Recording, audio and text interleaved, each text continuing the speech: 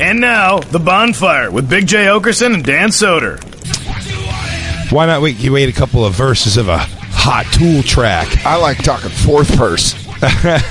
Fourth verse. Hey, Diane driving home. Breaking that motherfucking fourth wall. It is The Bonfire, everybody. Hi. That's right. Comedy Central Radio, Sirius XM 95. Your hosts, back together again. Big J. Okerson, Dan Soder. Together, we ride! Yeah! Hey, buddy. Hey, buddy. I felt myself... I was missing you in this show so much that it's hold on. Fucking goddamn lights. Yeah, I see that. Trying to explain stuff to people like, what's wrong, Jay? I go, I just missed the All I Do Is Win drop. I just realized that we hadn't done it in a while. And I take everything in my sad power, not of my dumb fat thumbs, to not text Lou and be like, Lou, why don't we throw in some All I Do Is Win a little more? I missed it. I said it to Bobby on the show. They tried doing pedo Elvis. And I was like, you don't do it like Jay does it. It's different and stupid. Stupid. It sounds different. I hate your pedo Elvis. I don't like it. Stupid. You're back from fucking... We had a week of vacation, but before that, you were gone in Las Vegas. Las Vegas? Las Vegas, taping the Netflix Degenerate half hour. How the fuck did it go? You, first off, look great. Thank you, Lost buddy. some weight. You're going to see when it comes out on Netflix. Jay is in fucking fighting shape. Top condition for as low as possibly that can be. No, dude, but you really fucking... I saw some pictures that Christine shared, and I was like, Jesus Christ. Did you do a colonic right before you filmed? I showed you the intro, too. I saw you come out, the fucking cool new Legion of Skanks hoodie. Badass. But you taped in Vegas. How was Vegas? Weird hot city as to go. shit. Very hot. Super hot. Yeah. Like, as an exclusive. Like 111 or something. 111 degrees reason. Oh, no. We're not making it as cool and exclusive. I went outside one day, and I was on my phone. And phone melted to your face. No, swear to God. When I got back to my room, I tried to turn my flashlight on my camera. Yeah. And it wasn't working. Which I thought was weird. Then I opened the phone and it says like it has to cool down before it can do anything. Just from being out in the world. That's cool. It's too hot to use your cell phone in Vegas. You shouldn't live in a temperature that can break your electronics. That doesn't make any sense to me. When I lived in Tucson, there'd be these moments where you're just like driving on the highway and you're looking out over the city and you're like, this feels like Mars. Like it's an inhabitable planet. Because in Arizona, it gets like, Tucson doesn't even get as hot as Phoenix does because Phoenix is in a valley. It gets like fucking 116, 117 degrees. Oh yeah. The best is I was 120 something. I was talking to this girl who's from Arizona about what it's like when you get into a car in the summer and you grab your steering wheel and you got to do that thing where you're late to work, but it also hurts to grab the steering wheel. So you're like, ow, and you got to drive, but the fucking steering wheel's burning. So you're like, taking a left and shit. It's the worst. It's crazy. Oh, I remember when I would get my mom's car. Yeah. My mom's Chevette with vinyl seats when I was a kid. Hell yeah. It was like getting branded into a black fraternity or something. Yeah. I really used to like, You go, I guess I'm an alpha. Yeah. I'm an omega like Shaq. I'm an O-dog. O-dog! There you go. Dab! They go, wait, did you go to Howard? You go, no, I was late to work, and it was a sunny, hot day. Dab?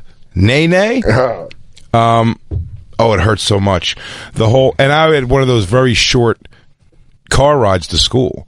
My mom would drop me on her way to work, but it wasn't a far ride, so all you had was like getting out of you never got used to it. It was like getting out of the car. Yeah. That was a car too where the hot and cold was just like a slide thing, like slide red and the blue, but not like a slide. Like you'd even feel more confident if it was like a knob or a thing that turned. It wasn't. It was just like a tab. I know exactly what you're talking about. Oh. It's just a tab that and somewhere in the middle, like the red and the blue, like came to a point, and they just like cross each other. Yep. At some point. It just goes right over, and it's like that's like a nice lukewarm. That's what's nice about these digital clocks is you're like, let me bang it down to 64. I mean, legit, just in my lifetime, the change of the digital with that. My mom's car, she had a new car, and our new car when I was a kid had it was a Chevette, obviously roll windows, which is not crazy, but I mean, still the radio that you had to turn a knob to very small, terribly dangerous numbers. You know what I mean? Like they're so small I don't know how you just like know what you're looking at. I don't know why they would make something that small to read while you're driving a car. My mom got a 4Runner in '93, a used 4Runner, and it had a digital clock. And I was like, this thing's a fucking spaceship. We made it. Yeah, digital clock. Good job, Trish. Yo, drive past Fartbox's house. I want to really wag this in his fucking face. Fucking Foo Jack. He's friends with Lou, DJ Lewitzki. Now Did a lot of they are? hanging out with Fartbox. Oh, They were drinking buddies. Fartbox the shit. I love shitbox. Yeah. He goes, he doesn't listen to the show, so he's like, I don't care what you guys fucking call me. Yeah, he could care less about our awesome I go, we show. call you Fartbox, and he goes, it was so funny to watch Lou talk to my friend Mike, who I went to Europe with, about like the Bonfire, and Mike's like, yeah, I don't care, I grew up with him. I've heard him enough. Yeah. Because Lou was like, you don't listen to the show? And my buddy was like, why would I? Yeah. I talked to him on the And phone. there goes all my fucking references. I Yeah. can't speak in drops anymore. But Lou, Don't act like it didn't hurt you a little bit because you've said on the show we could find verified record Garapay that listens. Fat Fartbox and Bray both listen to the show. Beret does. Fartbox's roommate Joel, my buddy Joel, listens. Gotcha. That's what it is. But I've always known that Fartbox doesn't listen. No, nice 'Cause attitude on that Fartbox kid. Yeah, good guy. But it was great. It was seeing Lou. I didn't realize how many Bonfire drops I reference in my head all the time. Because when I saw Lou, I went, you know what I keep thinking about all the time is the Corey Feldman, oh yeah. And and I kept saying that. I kept saying that in Europe, and Fartbox didn't get it, and he's like, okay, and I'd be like, oh yeah, or go, what childhood? Yeah, I had Metzger with me all weekend, and I kept giving him a lot of what childhood. Yeah, and it's, you don't forget. But then I saw Lou, and that's what's great about when you have a friend that you work with that also you hang out with outside of work. You're like, oh, we can make these work jokes outside of work, and people, we get it because we were smoking joints in fucking Amsterdam, so they're going, bet. oh yeah. Oh, yeah. I'll quick recap thing. The Netflix taping, I hope, went well. When's it, do you have any idea when it's coming out? They say last quarter of the year, so around Christmas time, November maybe at earliest. But it's yeah, I think it went well. I mean, I did the best I could, I guess. Yeah. So we'll see. You know, it's one of those things. I don't know. We did 2 shows. I like the second one a little bit better. I think it'll be great. From what I saw, the beginning of the second show was hilarious. So I bet it'll come out fucking great. I think so. Yeah, and everyone, and Yamanika, Joey Diaz, Brad Williams, Lisa Traeger, Christina P. Everyone, like it was fun. It was a hell of a hang. And Jeff Tomsic, director, shout out. I put a thing out. His movie Tag out now with Hannibal Buress. John Hamm just came out, and we saw it. Really, really funny. And I'm so proud of him. It's so.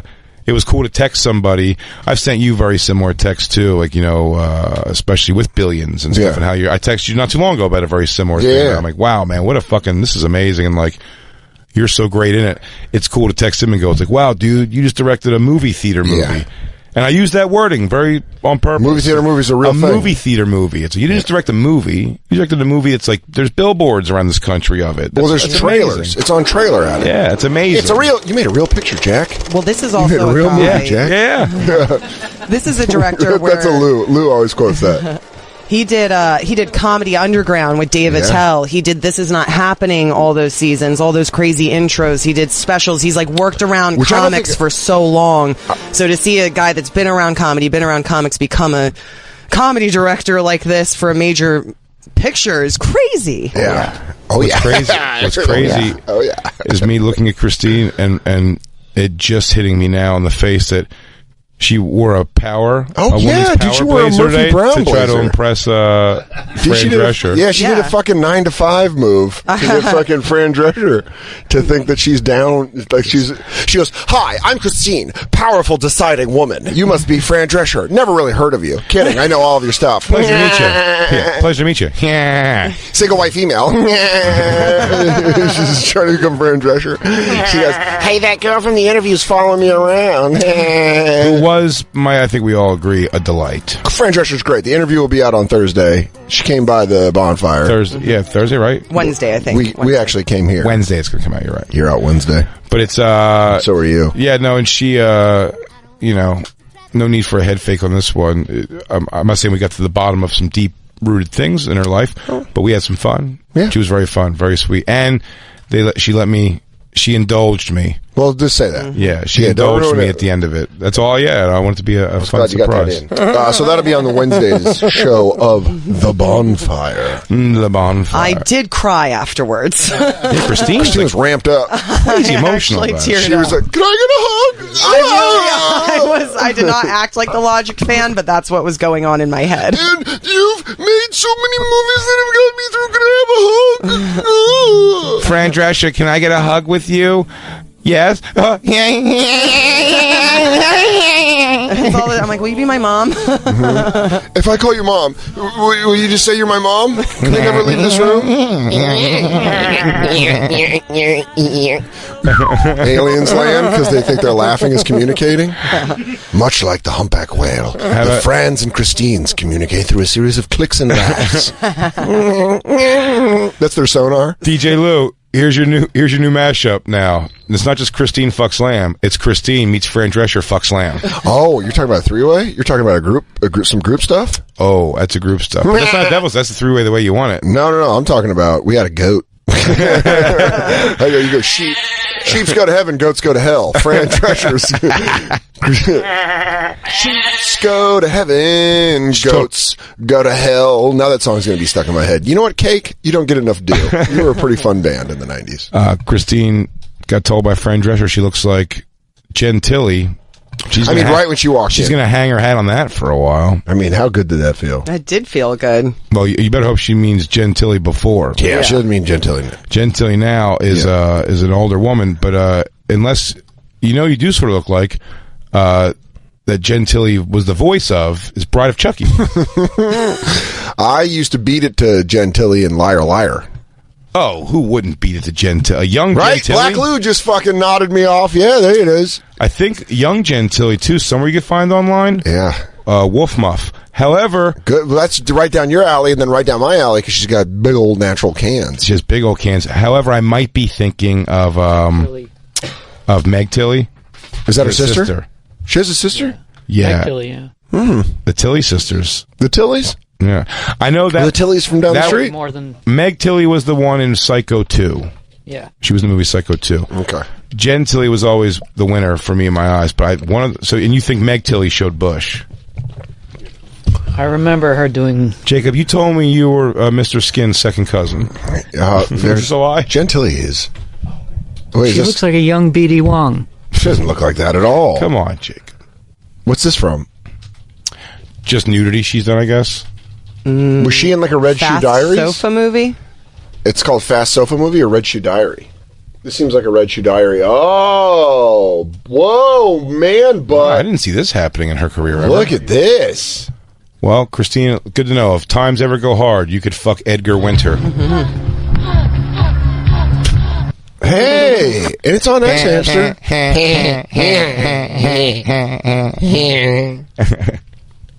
While we were gone. While we were away. So Oh. that's really... And Christine was out there in Vegas with me. We had a blast. We had a good time. I Yeah. think Do you it went like very Vegas, well. Christine? She I loves love Las Vegas. Really? I love it. Cannot stand Well, it. I used to go in the 90s, in the late 90s. There was a How old are gambling you? problem in the family. And so from 11 to 15, I was taken out with my younger cousin to just basically roam Las Vegas on our own. Hell yeah. I used to From do that when I was 12. Yeah, My we were friend- 11 and 6. My friend Mike, whose stepdad worked for the Broncos, my friend Mike that works for the Niners now, he would be like, do you guys on spring break want to go to Vegas just so he could gamble? And then Mike and I would just go around and try to talk to girls that were with their family. I didn't. Mike did. I would just be with him, and then Mike would be like, hey, how old are you? He'd be like, 13. He'd be like, you want to hang out? And I'd just be in the back like, I don't know what to do.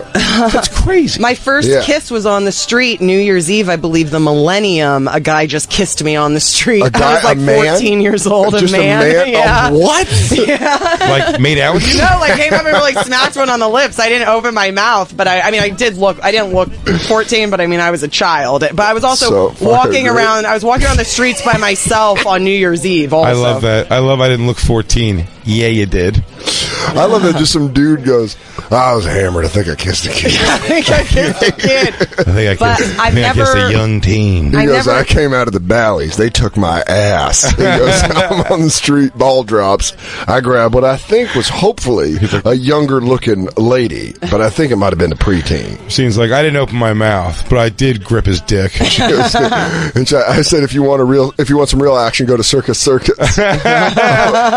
1401. Fun tonight at me at the Circus. I'll do whatever you want. Let me see if I can sell this 6-year-old on the black market. Let me knock off this CB.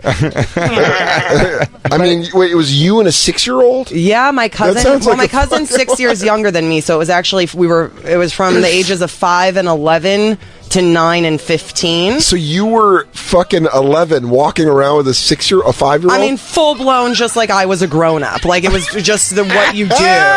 We would wander around the place by ourselves. We'd be down at the Flamingo Hilton pool all hours of the night. Christine, slow down. I'm writing down here the recipe for trying crack as a teenager. Yeah, here we go. Preheat the oven to a Vegas hang. Preheat the oven right now with a Vegas hang 11 to 5. 11 to 5.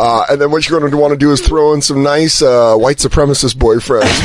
Not a boyfriend, just a dude. Just a dude. White supremacist. You go, can you do a river fuck? First jizz I ever tasted was so white. Yeah, this was also This is also like my home life was bad. Like, this was a part of the family that took me away from my home life to take me to Vegas with a 5-year-old. Christine, we got to get you out of that house. Why don't we go to Vegas and have you watch our 5-year-old and just roam around like outdoor cats? That just really caught me. Was that your first beach, a white supremacist? First one ever? No. My first one ever was a Black Panther. She goes, I swing.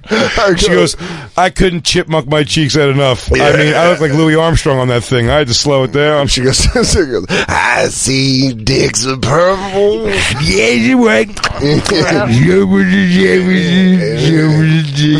Afro pubes. First beach ever.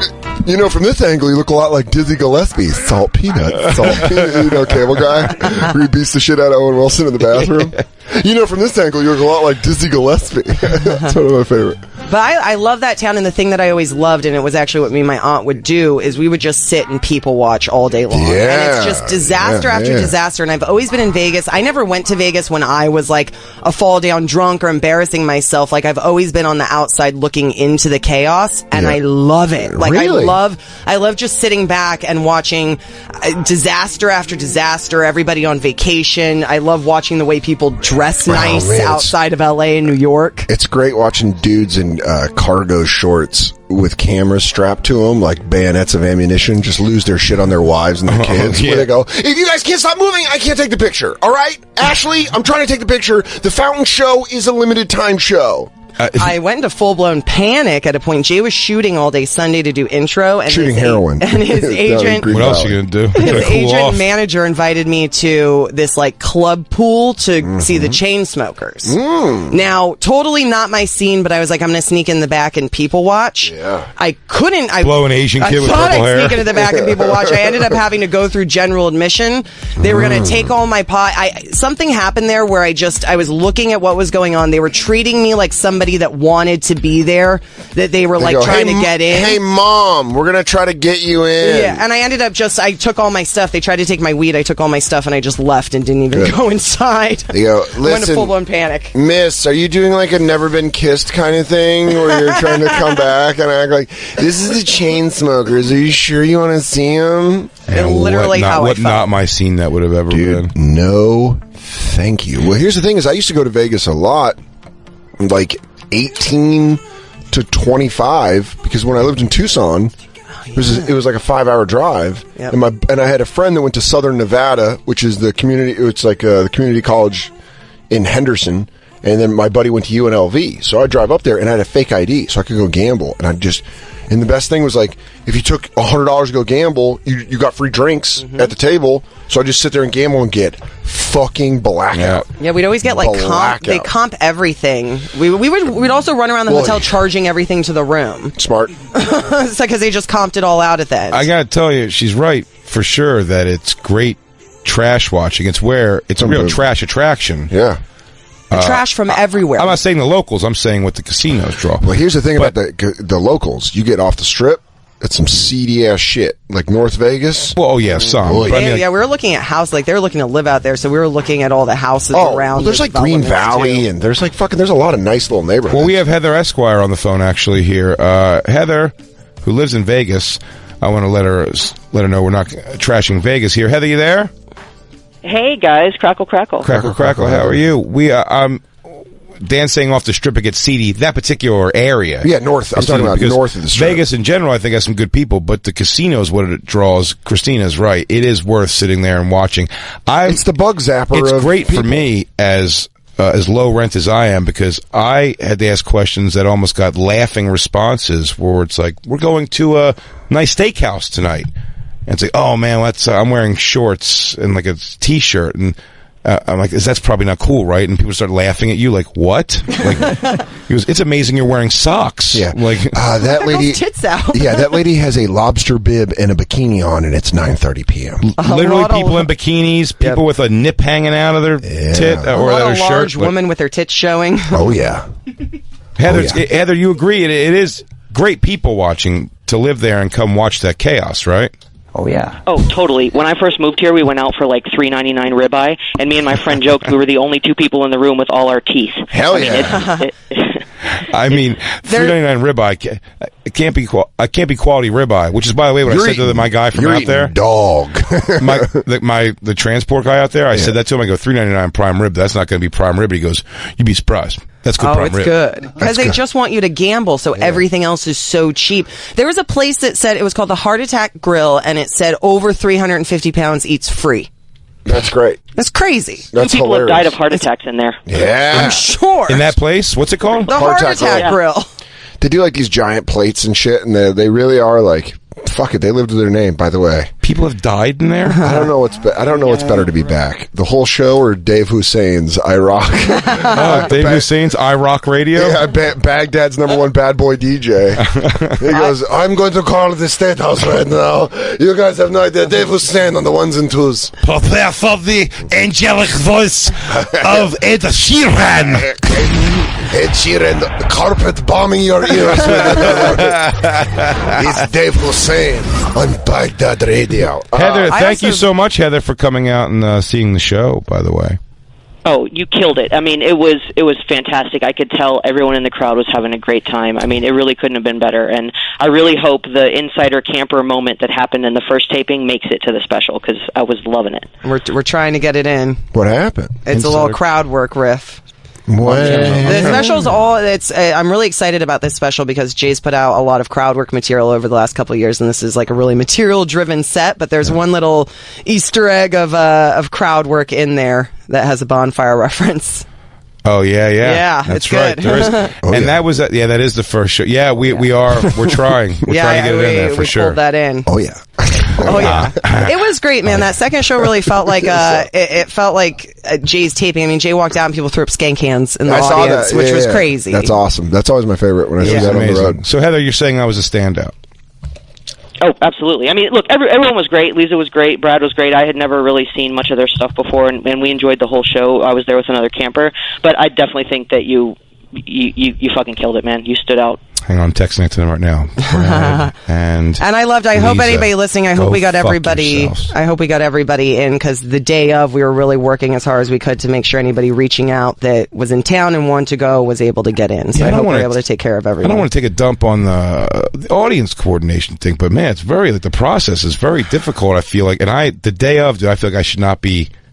I have no problem doing it, because I want to make sure it does matter to me that there was fans there, and I'm never in Vegas, so the fact that I could have the Vegas fans come out and see a show without having to travel was a huge thing for me. And the day of, man, I mean, 25 people that were like, man, I put in the code, the Bonfire code, I'm supposed to get preferential. People were flying in, and I get it. They don't want to book people that are flying in because they don't want to trust that you're going to fly in and have empty seats.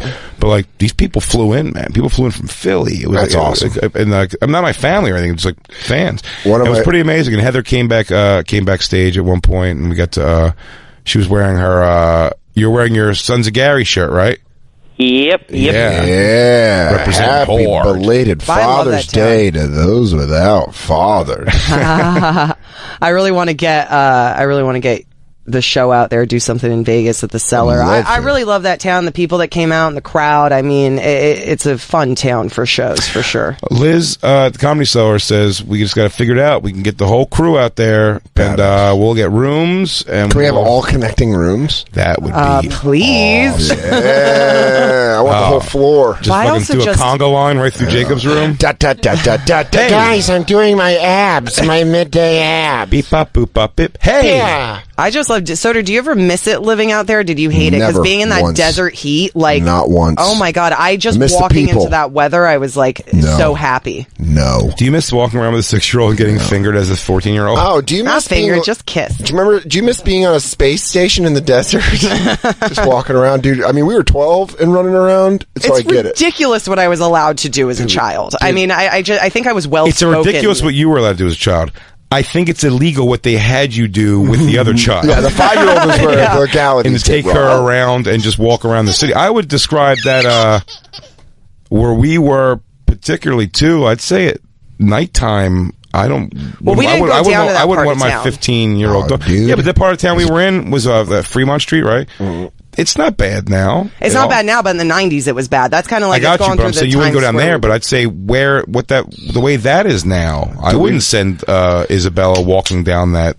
Those guys, There's no. I wouldn't Those let guys that Isabella slap do their most hands? of the stuff I was allowed to do at her age. those guys that slap their hands and give out the nudie, like the prostitution things. Yeah. Dude, there's a 12-year-old boy going down the strip being like, "I'll take those. Yeah. I'll take those. I'm about to let me fill up this fucking beat sesh." That's where Vanilla Just free Dan's- porn they're handing you? I'm coming to tits with stars on them. Like, You got them fanned out like your Go Fish cards. oh, dude, my favorite was my friend. Hello, Emma. Possible. Pass. Oh, that says passable. Sorry, passable tranny. I will trade you a Tia for 3 Rachels. One of my friends fell asleep because we used to go You jerk off on him. Yes, all over him, Knew it. covered him, spider webbed. After when I got older, me and my friends would go for the first week of the March Madness tournament, which is also St. Patrick's Day, and that's just fucking mayhem. Yeah. It's just people just getting very drunk, and then I tried It going could be back. the powder keg that starts a race war. Quite I don't know. honestly, Well, I mean, it's every year. Everyone goes out and just gets fucking hammered. every year we're on the brink. Every Don't year. you feel That's it? how close we get. We just skim the surface. But I went back once since I stopped drinking, and I was like, nope, can't do it. But now they have legal weed, so... Well, Soder, that was Hey. insane. I've never felt more. I was like, oh, it was propaganda. Weed's fine. Because the way it's legalized in Colorado?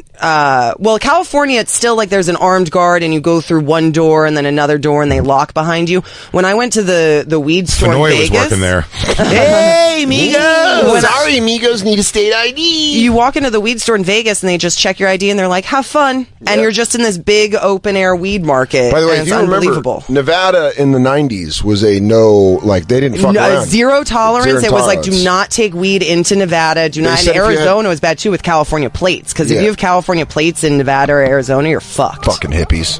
Fucking goddamn hippies. Hip dip assholes. Hippie But it dippy was fucking- really.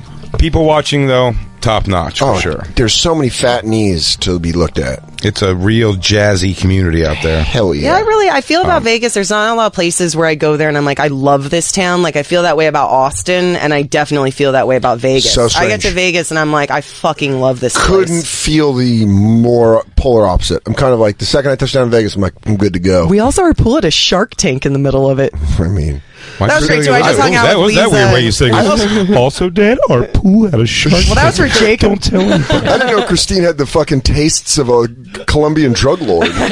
She goes, Really? I had a white tiger, and my bride is a former Miss Beauty pageant. She mean, goes, I "Oh really my God!" want He goes, tiger. "The robe, real duck feathers." She goes, and I'm going to say this, I had an assault rifle hidden under my bed in case these cocksuckers want to take a shot at the queen. You want to break? You want to step up again, motherfuckers? Yeah. Oh, and an even more fun part, I had a gold lame bed, and if these cunts think they're going to take my territory, I'll kill them all. We're gonna plan something. Man. We're gonna figure something out to get the crew out Yeah. there, so we can do a week of Listen. show. We can do a week of shows live out there, 3 to 5 p.m. It'll be out there. so. Bonfire melted. Oh yeah, for sure. We just got to figure out how to do it. Swimsuits. We get to wear swimsuits the whole week. Black Lou can't wait. Hell yeah. Black Lou's been dying to wear a gambling suit. Oh, Black Lou's going to go around and tell hot chicks that he's a DJ at the Rio.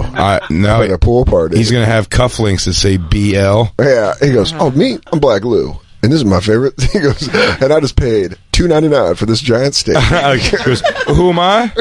Black Lou. He puts down 100 on fucking at the roulette table. He goes, always bet on black. And does this thing. He goes, I'm Black Lou from the Bonfire. We have a lot of fun on Instagram, but something that isn't funny is game rigging in Nevada. He goes, now, hang on 1 second. Baby Cake's blowing these for me. He goes, there we go.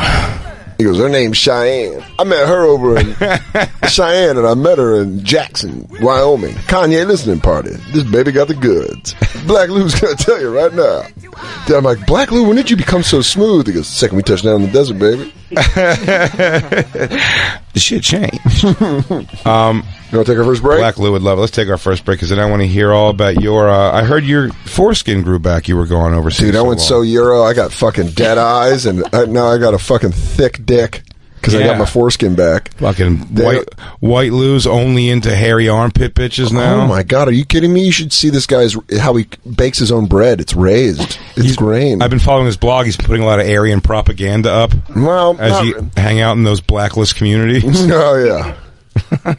Es ist unser Wunsch und Wille, dieser Staat und dieses Reich. Hang on, that's my uncle. There he goes.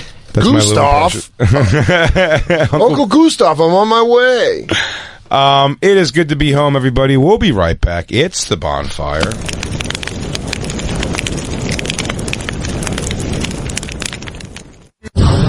And now, back to the Bonfire with Big J. Okerson and Dan Soder.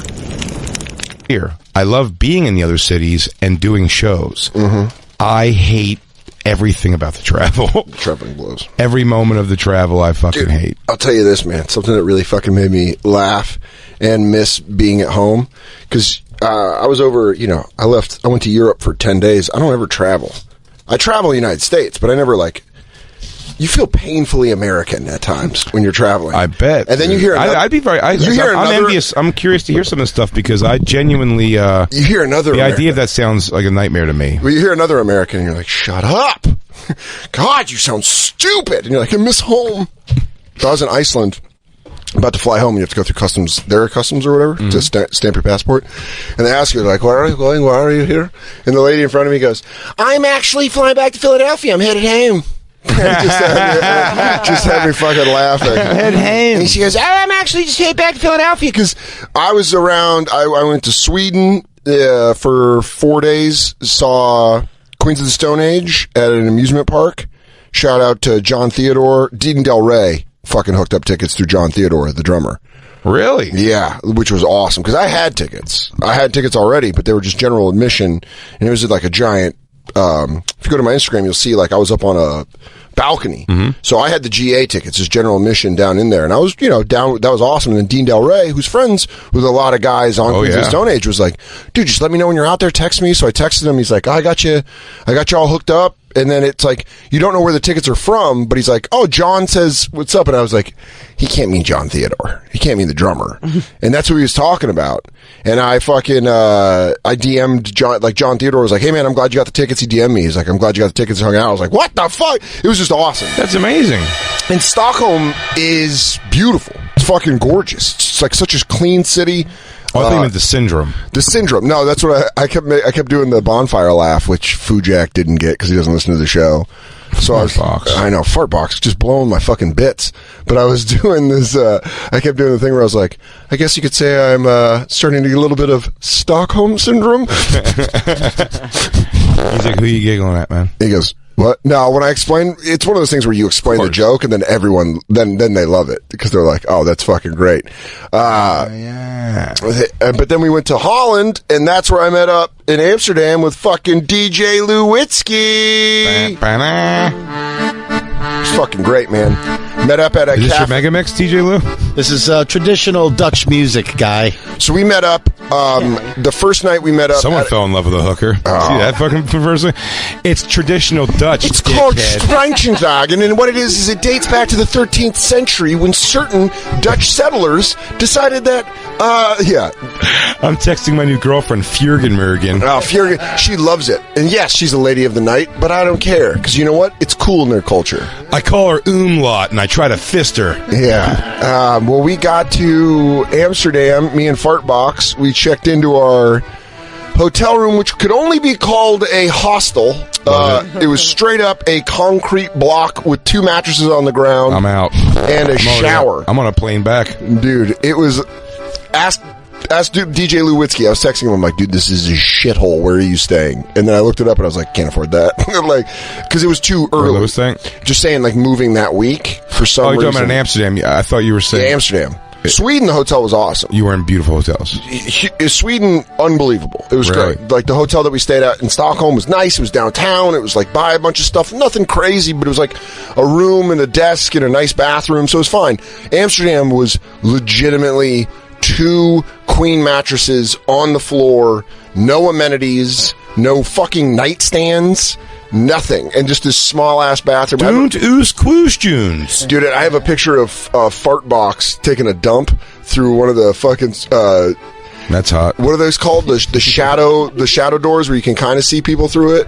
A window? Yeah, no, but what's it called? It's like a certain kind of thing. It's called when the window... Two-way glass? No, two-way mirror? Not two-way. Yeah, whatever. It's like when they use it a lot in bathrooms where you can see the person but you can't see anything. Fog glass? Fogged glass. Yeah, it's like fog glass bathrooms. Tempered, yeah. So he's like I'm sitting on my bed just watching him take a dump, and I'm like, dude, I can see you shitting. I can see your bare ass thigh on the side, and he's like, this sucks. I was like, this room sucks.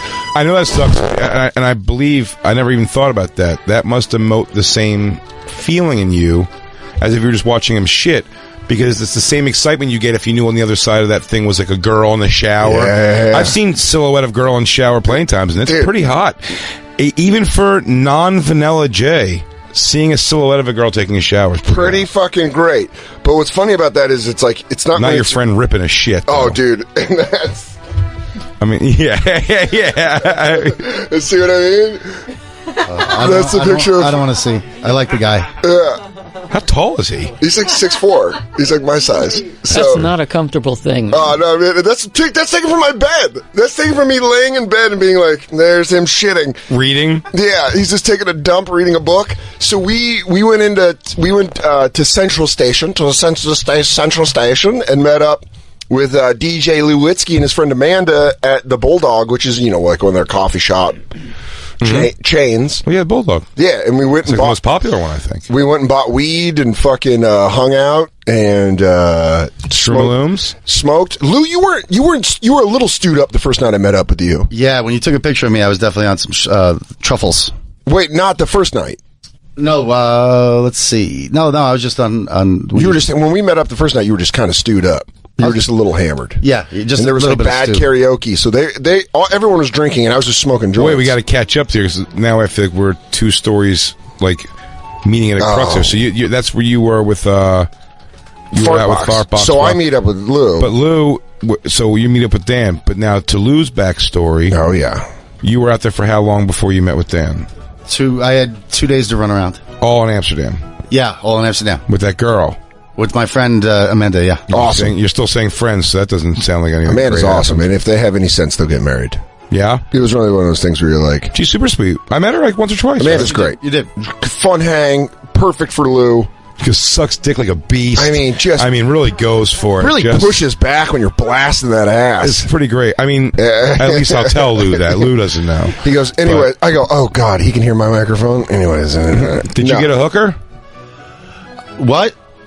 Yeah, turn that off. Turn off the Instagram, and I'll tell you. Let me tell you this right now, man. One of my favorite moments, Lou is such a fucking lovable person, but my favorite thing is Excited Lou, where I go, Lou, are you at a coffee shop? Let's meet up. And he goes, I'm fucking flying high, baby. I had sex with a pro. And it was stuff like that. It sounds like I just made out with a hooker. Yeah, he goes, I made out with a hooker. Meet up with us. I'm flying high, baby. And we show up and Lou's like, And I'm just throwing it into conversation like, oh, look how relaxed I am. Yeah, he is. He goes, I'm relaxed. He goes, I got the relaxation of a man that just had sex. It was great. First time with a hooker ever? Yeah, except for a blowjob when I first got my first blowjob when I was like I'm 17. Oh, right. Yeah, you've told it on the show. So that's really it. Oh, so that's I mean, that's if you're going to go with a pro for the first time, really, that's a good way to play it. The red light district. So you went down to the red light district. By the way, we walked around, and you've been there and walked around a couple times. There's fucking. I mean, there were about 3 girls where I was like, oh no, there's some beautiful, but it's like they get health benefits and shit. Yeah, but there was a moment where there was 2 girls specifically. Fartbox said this. Fartbox goes, if we were staying in a hotel down by here, I'd kill these girls. I would drag them in the river. I go, what did you say? He goes, I'd drag them in the river. I'd take them in the canal. I would fuck and murder you. I go, Fartbox, you can't do that. He goes, have you ever watched the life drain out of a woman's eye? He goes, you think I can't? Why don't you watch me do it? He goes, I'll be their God. And he goes, well, that'd be crazy if you told the police since I'm wearing your gloves. He goes, oh, weird. If your hoodie had a hooker's blood on it. I go, you wouldn't. Fartbox. He goes, wouldn't I? Do you remember Jenny Graber back in high school? You should have done that. Foo-Jack. Nah, Fartbox. I listen. And he goes, and now you're going to listen. I'm going to kill these whores. And I'm going to put it on you and your friend DJ Lou over there. What's that? Oh, are you getting nervous, Fart Stan? What childhood? I go, you do know the drops! Yeah! Fartbox. So we met up and Lou had so you went down to the red light district. In broad daylight. Dude, That's weird. No, it's not. He got lunch shift. You got a girl that put her sandwich back into a fucking tin can. She had a wax paper. She goes, hold on real quick. Yeah, she negotiated the price. Yeah, she goes, all right. She goes, I'm offering a like a 2 p.m. special. What do you call it? 1400. She goes, hey lover, I'm offering a 1400 special. She goes, lover, could you go to the corner store, get me a Fanta, and then I'll fuck you good? Thank you. What did we dub? You dubbed her name Alice. No, well, she told me her name was Alice. But do you want to tell the story? So you go to the red light district. So what time of day was this? I'd say it's about. Let me tell you something, Gringo. I got a pussy you can hide Anne Frank in. She goes, Wonka George, would you like a stroop? She goes, my pussy juice tastes like stroopwafel. You can suck on it like a maple syrup.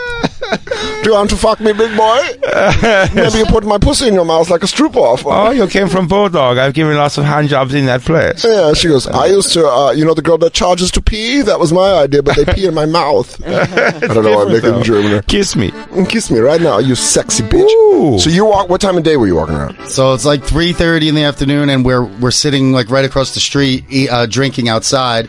And my friend Amanda goes, you're not really going to do that, right? That was just a joke. Oh, that was deflating, I bet, when you first heard that. Yeah, well, because I'm like, fuck you, I'm doing it. Yeah. Well, didn't you sort of feel like you were hoping, I know I would hope in that situation, that like she's going, even though she's a friend, you'd be like, maybe we can get her involved and do something a little weird together. And now only she's not going like, no. She's not even doing like the good wing girl of like, no, of course, go. Like, go. Wouldn't you be crazy? She's doing like the... Are you really going to do that? Like, she's judgment? Judging me. Yeah, she's not like you, Dan. Jay, she is a bad wingman. You're a great one. Yeah. Thanks, buddy. So you tell her, fuck off, I'm going to do it. I said, I'm going to have 3 Heinekens and then get enough courage, and I'm going to go to that hot girl that we just passed, and I'm going to do it. It's like $50, and I got to do it. It's legal, and it's been a long drought. I got to get this done. Yeah. Shoot out that wax. Clear the pipes. So I go in there, and there was a super hot one, like the hottest girl I've ever seen. She was Spanish. Did you come in with just like a hairball with toilet paper crumples in it and stuff like that? Yeah. It's just like he actually coughed out like a clogged drain. She goes, is this a receipt? How do you have a crumpled up receipt in your urethra? You can keep the change, honey. Yeah. So 3:30, you have a couple Heinekens, you go for the smoking hot one that you just saw. But somebody takes the Spanish girl, so I take the next best thing, her friend, because I don't want to be left out waiting in line for guys to go with all the jizz in the room. Mm-hmm. I had a similar thing, dude. When I went out there the first time, I just ran into because I was with other comics. Yeah. and they saw two they liked very quickly. Yeah. And one was like, "Oh, I'm going with her," and he goes, "Oh, dude, look at this one, I'm going with her."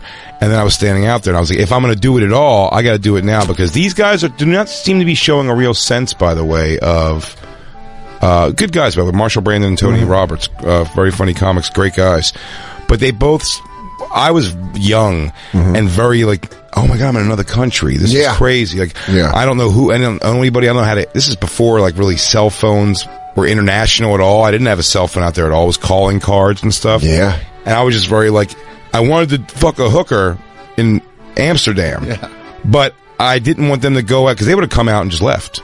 Mm-hmm. They would have finished with their girls and just started walking away. And I don't know where I'm at. We took some sort of a tram car somewhere. Yeah. So I just went in with the first chick, and it was just this awful, awful, bald-headed black woman who was just weird as shit. And she like went in my pockets and took all the change. She goes, "Can I keep your change?" Like, it was very weird. Like, she wanted to keep my change. It was very odd because the change there, by the way, is like I probably gave her $700 in change. Yeah, there was a weird moment where one of my last days in Amsterdam, I was like, I have all my change in my back pocket. I'm like, I have fucking 16 euros back here. Yeah, you're like, what the fuck?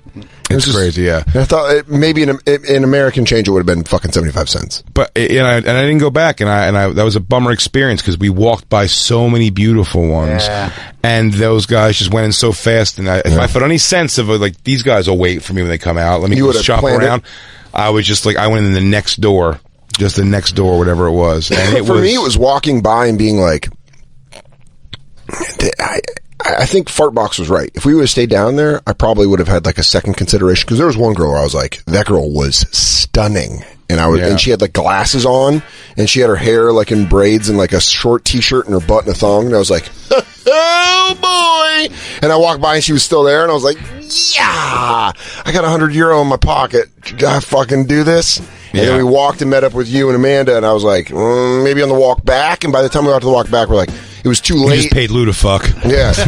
I just had Lou and Fartbox devil's threesome me. Run a train on me. Hey, you guys want Eiffel Tower this baby? We are in the Europe. Yeah, stuff my holes. It's not gay over here. Oh, wee boys, right? Wrong country, I know, but, plug it up. I'm a sailor. Get it. Kink. So you go and you pick the next best thing, her friend. Which she's like stripper hot. She's easily... So Jacob would fall in love with her and want to throw his whole life away for her. Yeah, I would too.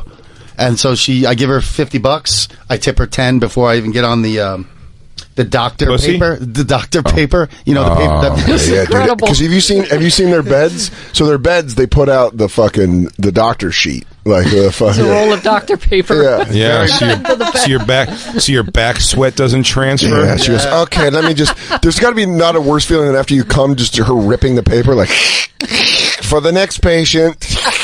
And then down. I couldn't imagine fucking a prostitute.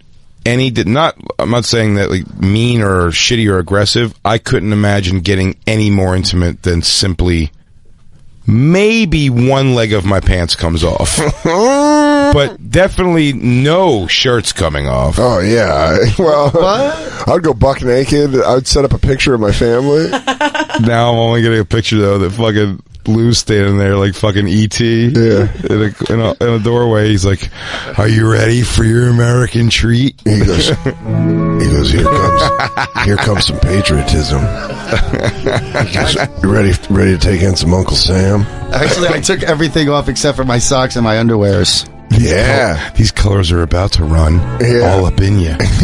So you did doctor's appointment where they go down to your underwear and your socks, and the doctor will be right in. It's so intimidating. Yeah. So what did she just walk in and she's like, "Here's how it goes.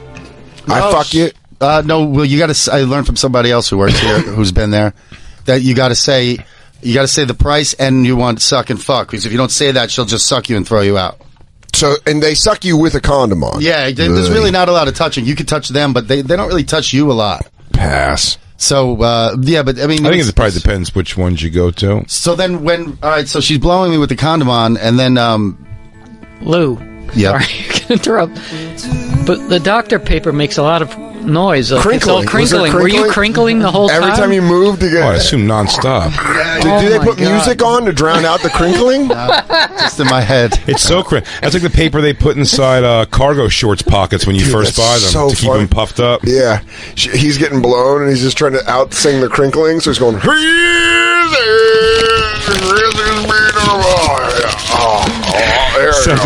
Sounds like you're just trying to lace up. You're trying to lace up a new pair of Nikes. You're pulling all that stuff out of the suit. You go, yeah, it looks like you're digging through a package you just got in the mail. You go, what's in here? Oh, candy. The girls are just in the windows. Yeah. Yeah. Yeah, that's how it is. And you pick them at, like, you can be like, I want that one. I told Lou. Well, I mean, Like you a don't have to. dog? You're not telling an adult like you're picking ice cream flavors. Yeah. I want that one. in that one. You just go to their window. I told Lou when we were stoned in that night, I felt like I was at an adoption shelter and all the dogs kept barking at me when you walk by their cage because they go, hi, and you go, I want to save all of you. I can't. Because when they see you, They do, yeah. When you If make they eye like contact you at with all, you, yeah. they go, hi, and they're like, hey. If you're walking by, they'll be like, hey. And you're like, You're not real. what do you do? You have this weird thing where you're like, I want to help you, but I can't. I'm meeting a friend for a drink. Get me out of this glass prison. Oh, Dan, be a good guy. How do you know my name? So you didn't do it. Crazy. No, the one night we went down there, I was tempted by that one girl, and I walked back and she was gone. And Lou's right, that feeling of like, well, be the next guy. Yeah. You don't want to be that guy. Sure. No. Oh yeah. I would. The hottest girl. I wouldn't walk in the door after watching another strange guy walk. What's so funny is he walks out, I go, are you gonna clean up? And then when are you gonna reset the table? And they go, Yeah. 20 minutes. She's like, I'm going to rinse it out. Like, let me watch. yeah. How about $5 to watch me? Can I watch you clean the pool? Let me watch you rinse it out. I got a skimmer in the van. If You're gonna just watch you clean. Are you gonna douche? Oh, that's pretty sick. Just ripping a joint on the doorway, going, mind if I watch you douche from here for like $5? what did she do for you, Lou? For $50? She gave me a blowjob with the condom on, but then you only get 15 minutes. And at, like, I'd say 7 minutes, she goes, give me another 50 and I'll make sure you come. There you go. So she shook me down, and what else are you going to do? So I gave her another 50, and then she... I'll make sure you come. Like, Yeah, because... you can make sure I come in 15 minutes for $50. No, but I kind of like that. Time runs out, they throw you out. I kind of like that seal of guarantee. And she goes, and by the way, sugar, you give me another 50, guaranteed splat on my rack. real connection here. But that's sort of always the thing too. You go in for the massage, it's $40 for the massage. It's somehow $100. $60 for. So do all the hookers let you come inside them in the condoms? Oh, look who's playing Is that how dumb you now. finish? So is that what happens? They there's money She and goes, then I some know, guy comes. some money for sex? That sounds So odd. they have sex with you and then they ejaculate and there's a And money then- transfer. No, I'm saying they come inside them in the condom every time. Like, that's how it finishes? Like, Well, that's how hooker let's- sex finishes? I don't Let's know the find answer to out. that. I sure did. Inside of her. Yeah, in the condom. Because I'm like, they probably Yeah, don't want to let you dude. pull out on them, but it just seems so unsafe to let, I don't know. I'll tell you this, man. I don't know if I have pull-out game. Like, I think I'd have to pull out as I was coming, even in a condom and a hooker, for some reason, because I'm like, dude, if just perchance I bust through that like a high school homecoming team. Here come the tornadoes. They're looking forward to playing North in the homecoming game. Dan Soder just got an Amsterdam hooker pregnant. I guess the thing about being legal, though, all the girls are probably like on birth control and cared for. Oh, hell yeah. Oh, hell yeah. It's very antiseptic. So you lie down on butcher block paper. She gets up and starts blowing you on the as you're lying on the paper. She also and then makes. she gets on top. So wait, do they put She the also condom hand on? sanitized Lou's mouth, and then Why? Because I tried to kiss her? you tried to. Wait, Did you this try to is kiss the hooker? Lose a sensual dude. Yeah, you did. I would have if she would have let me. Yeah. Did you kiss her, Lou? You tried. No, I didn't try. I did Did not. she just ride you until you came? She rode me, but she didn't like being on top. She wanted me to. She made me do her doggy. Yeah, hell She forced it. Wait, so do you get, like, do you fluff yourself and then put the condom on?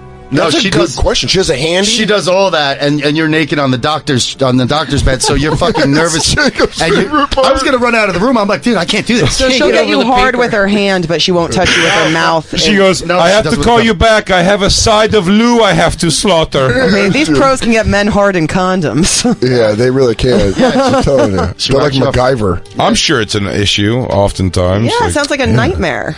Oh my God, especially some of these guys that I saw. You just see these guys that are just fucking hammered, and there's like, hey, like yelling, and you're like, man, this girl, and Like, you that know, guy's gonna fuck for 12 hours yeah, straight. he's like, "Ugh, That's why you're gonna make me come. I got a super whiskey dick. I'd love to see the origin. We should look it up on the break. We should see the origin of the time limit things. I don't recall again, it was been years and years. The year was 1998. I don't recall there being like a 15-minute time limit, but I bet that has to do with guys who it's such like a touristy, let's get hammered and fuck a hooker place. Yeah. That these girls are probably getting worn out with these whiskey dick dudes who are just slugging it in there for 40 minutes, and they're going like, please, you have to come, everything hurts. Yeah, they're fucking like a Rocky boxing match. There's just no defense. It's all haymakers. They're just like, Just getting pounded for 45 minutes with a soft dick sounds like the worst experience of all time. It sounds like your last Wednesday.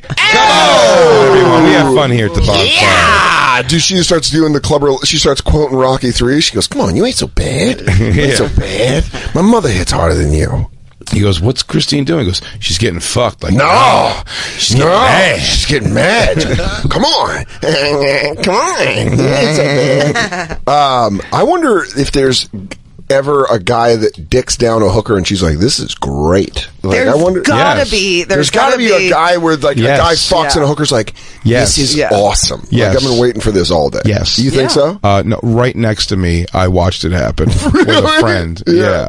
What, a dude just bang out a hooker and the hooker's like, "Wowie wow!" It was Morning, Julia. It was, Let's go full it throttle. was twin sister prostitutes. Okay. We were like 21. Okay. And yeah, when it was my situation went haywire, somehow I got the ugly twin. If that's possible. And this is in Amsterdam. No. Okay. This is in Jersey. No, it's not in Jersey. It was in Buffalo, New York's where it happened, actually. Okay. Or no, like Niagara Falls area. All right. But yeah, when the other guy was finished, she was like, phew, she's like, I needed that. She's like, here's my actual home number. Next time you come to town, you just give me a call directly. I'm like, You fucking. Can you say who it was? no. But the other one, I want to know who fucked the the other hooker one straight. Meanwhile, that's She goes, what I'm giving up the life. That dick That's just what- made me see Jesus. that's what his chick is doing. He goes, my chick's literally like trying to like lighter sterilize her own pussy. She's like, she's burning with a hot lighter. Oh, God, that hit some lip. Oh, jeez. She goes, but I'm pretty sure it kills all the bacteria. She's just lightering. Dude, the other She's one running goes- a wood match over her labia majoris. She goes, the other one goes, legitimately, I had a dream about you, but you came to me as like more of a whale, not a human being, but you fucking crazy. It was insane. I'll tell you off the air, though. Okay. What So was- they like put the condom on your soft dick and then just like work the base until you harden up into the condom. Christine, are you asking the question or are you telling us? I'm asking.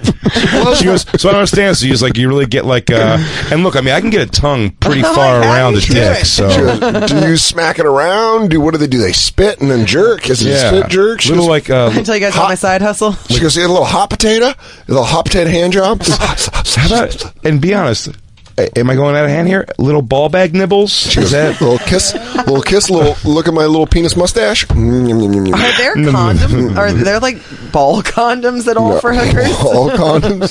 She goes, let's put a mud splatter on this.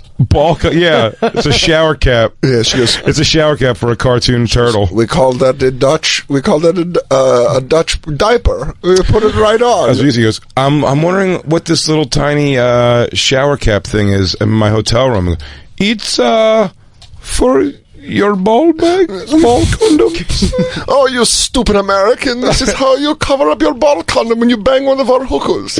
Let's take our second break and come back. We're gonna get the conclusion. Yeah, I want to hear I'm about gonna it. find out what happened. Did Lou do the porn move where he made her take the condom off and then like run her fingers on either side of it so she can put the batch on her belly? Oh, do it me like a Mr. Icy. Did she bask in it or did she remove it like it was biohazard with tongs? She put on one of those radiation suits of the thing and then just put it in a trash Can I can. have one thing before you do go? Luke, did she change the paper while you're in the room, or does she at least wait Like, Oh, she it's already just tear- changed. She was in the window. No, after you're done, does she just tear the paper off so it puts a fresh layer? I don't want to know. Yeah. Did you feel bad that in order to see Pearl Jam, Dan and his friend were sleeping in worse conditions than the room you fucked that hooker in? Straight up. Legit. I've never been more envious walking through the red light district. I went, I wonder how much these rooms are. Yeah, Lou's like, hey, sweetie, how much for the night? And you just like, I'll let you tell some stupid stories. Yeah, and I go, cool. I felt bad for everybody involved. Let's take our second break? Yeah. And then I want to hear more about the Pearl Jam show. I heard there's some great stewed Lou. And there was some great fucking Stone Soder, some fucking Drug Dan. I love Drug it. Dan going fucking Hardcore. Love it. We'll be right back, everybody. You're listening to The Bonfire.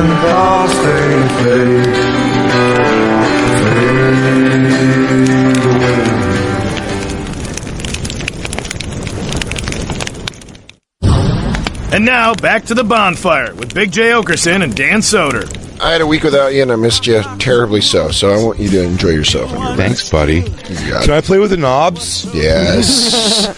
Just tell them we're on the air. I gotta say, I apologize, Jacob. I jumped on you a little bit there off. No, you did exactly what you should have done. Let me stand in for you. Jacob forgets that we're broadcasting and we need material, so sometimes he just asks questions where you go, that's an on-air question. What's wrong with you? Why would you ask? Because Jacob's so fascinated. First off, his hypochondriac ass can't get over the fact that there's Dr. Paper in this, which kind of it makes sense to you, doesn't it? Oh, yeah. You think he's judging it. I think Jacob's thinking about getting comfortable. Yeah. You could pull paper down over his house. I didn't think whores were sensible. That is one smart slut. I think these whores are learning, evolving. They're beginning to feel. I think the whores can open doors. I'm starting to think this hoe is more human than human. Yeah. So, back, obviously, catching up with Lou Witzke's whore story in Amsterdam, which, again, perfectly legal, perfectly normal. To quote old You're Adam a normal Carolla. man. You need to get things out of your body. To quote old Adam Carolla on Loveline, perfectly normal, perfectly healthy. Good times. You got a hooker. Window. And she had big boobs. She was in the window with big boobs. She had big boobs. Oh, Gerald Foose would love the red light district. He goes, I just get to watch them. I didn't have to hide. I could stand on my own 2 feet looking at boobs. What's his wife's name with the huge cans? I want to say I Terry. just like Gerald White. I want to say Terry, but it's my mom's name. What the hell was her My name? go-to is nice lady. That's good. That's a good way to put it. Not gonna lie, that is a good one. So you are naked in a condom, except for socks and boxers, which I appreciate that. giving her a real union fuck. I'd be socks. I'd be socks. If I had to strip down to some degree, it'd be socks, boxers, tank top. Can I tell you what? You went shirtless. I'm already impressed with you. Can I tell you what kind of naughty boy I would be? Just socks. Oh, I bet. Yeah. I'd just come in and have my pud hanging over. I'd be the side. butt naked. But I would have duct taped my wallet chain to my hip. Oh, nice. So it looks like it was attached to your body. It's part of me now. It's completely fused to me. Ever since the mushroom cloud. Actually, I did have my boxers on one leg, still dangling off, just in case something happened. And I need Dude, I get it. That's rush and nice. pull them up and run out of the place. That's of course you do. Did you have the Mets hat on? No. That's a different person over there. I took it off. Let me tell you something. If I fucked this chick, the bottom of my dick would have been ripping zipper because I would have. I'm telling you, if I could, I would have not even. You go through the hole. It reminds me of that Chappelle Show sketch where they do wife swap, and he goes, "Do you mind if I keep my pajama pants on?" I kind of like just put it through the slit.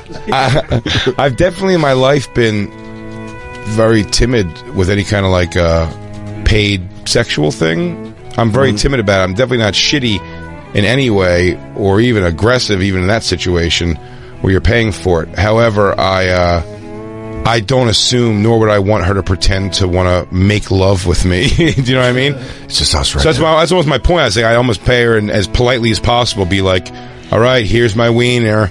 Yeah. All right. Oh, man, she's sucking my weenus, everyone. Oh, she's sucking my weenus. She's doing it. I'd be like this. This is just us escaping life, making love, and In a bar's dream. In a bar's dream. Oh, when you wear that wax paper on your bed and I don't take my boxes off in a bar's dream. My friend's gonna stop judging me and realize she wants to be part of this wacky threesome and notices that no one's licking my balls while there's prostitutes sitting on my dick in a bar's dream. Oh, when the girl you want gets taken, so you go with her, Steve Young, and then you walk in and realize it's more medicinal than sexual in a bar's dream.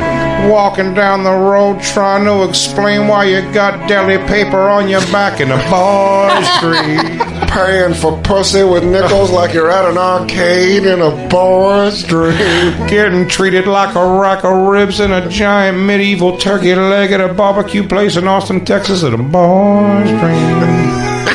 I'll have a loo and a side of lobster mac and cheese at a bar's dream. Busting a load in the same pussy a Croatian did just 20 minutes ago on new wax paper in a bar's dream. I'm getting served up to this hooker pussy like a half a pound of boar's head ham at a bar's dream. Checking me if my reflexes are good with my legs hanging off the table like I'm at a physical bar's dream.